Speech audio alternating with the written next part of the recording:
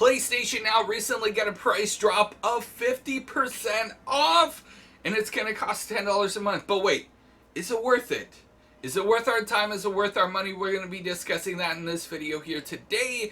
What is going on, ladies and gentlemen? Monkey Flop here, and if you guys want to know and keep up to date on all things PlayStation news related, deals and offers of the week, make sure you guys are subscribed with those bell notifications turned on, because we do that on a daily basis here. Of course, if you want to support me, it's simple. Drop a like, drop a comment, support your boy. Let's go ahead and get right into it. Now, PlayStation Now subscription service is something that we've been talking about for quite some time. And honestly, one of the hardest selling points for PlayStation Now has been the price point.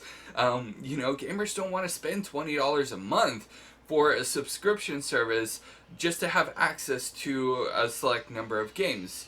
Now, honestly, PlayStation Now is the largest streaming service of its nature, and it is kind of the equivalent or comparable to what Netflix does with movies and television shows. That's pretty much what PlayStation Now is for PlayStation games.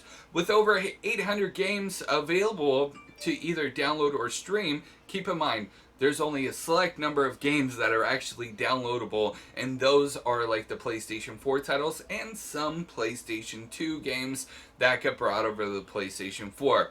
If you want to play like PlayStation 3 games, those are definitely going to be streamable only.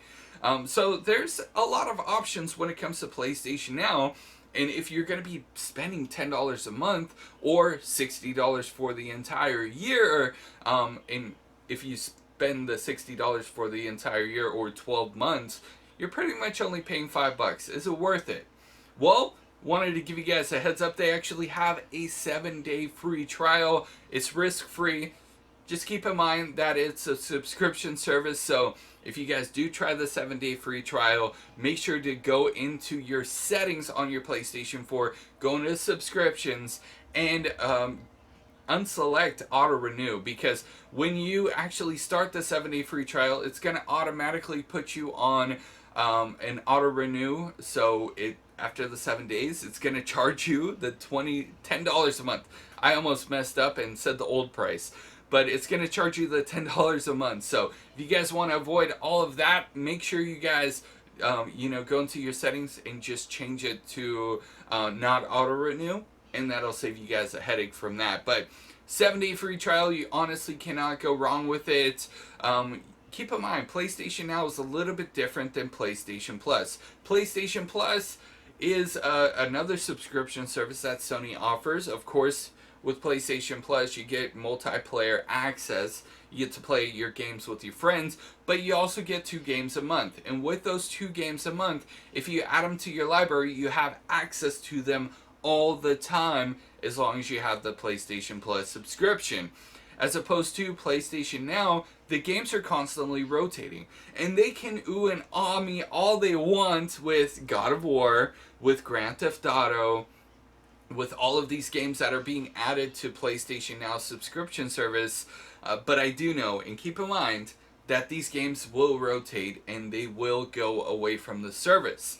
It's rumored that God of War and Grand Theft Auto is just on there for a small period of time, about 3 months, which after the holiday season and everybody like pouring in and subscribing, they're going to remove those games. Now, that doesn't mean that they're not going to add more games to the list, because each and every month they have been adding more and more games. And in fact, PlayStation Now is the largest subscription service of its kind, like I mentioned earlier.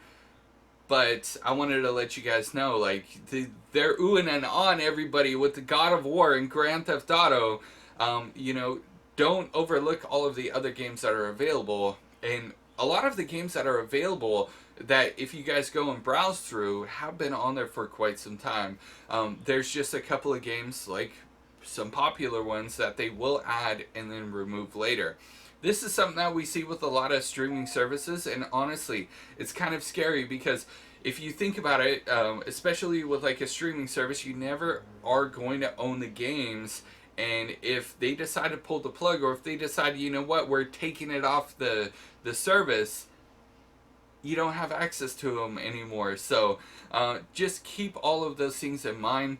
PlayStation Now is a great service, honestly. I was subscribed for quite some time, but I got a lot of games on my backlog of lists, and PlayStation Now is more for the gamers that don't have that much to play and want the accessibility to play pretty much whatever game they want, or at least whatever style of game that they want. But PlayStation Now does have older titles compared to, don't shoot me in the foot. This is a PlayStation channel, okay? Don't shoot me in the foot for this one. But Xbox Games Pass, is a lot smaller than PlayStation Now, but they do offer some first-party titles and some new releases on their subscription service called Xbox Games Pass.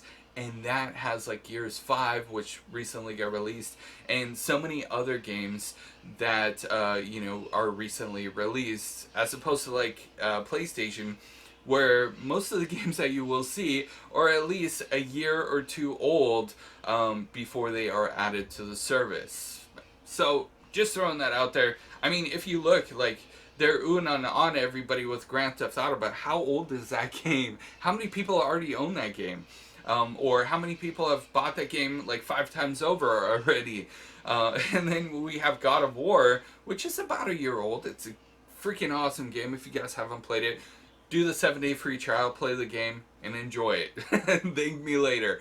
But honestly, with the price cut, I think that they are going to be doing a lot better. It was kind of embarrassing as a PlayStation fan to know that even though PlayStation has the largest game library as far as streaming services goes, they were only at 700,000 subscriptions as of like the beginning of the year, compared to Xbox, which reportedly had millions of people subscribed to their service.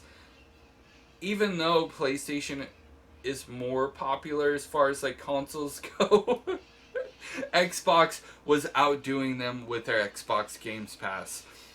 But we can clearly see that, Xbox Game Pass was cheaper than PlayStation Now, and they do offer a lot of new titles. Now, this is not to say that PlayStation Now is not going to have new titles in the future, and with PlayStation 5 right around the corner, they might include that, and who knows, with PlayStation 5 releasing, this might be something to get people into on PlayStation 4, and then when the PlayStation 5 releases, the PlayStation Now subscription service, is that still going to cost $10?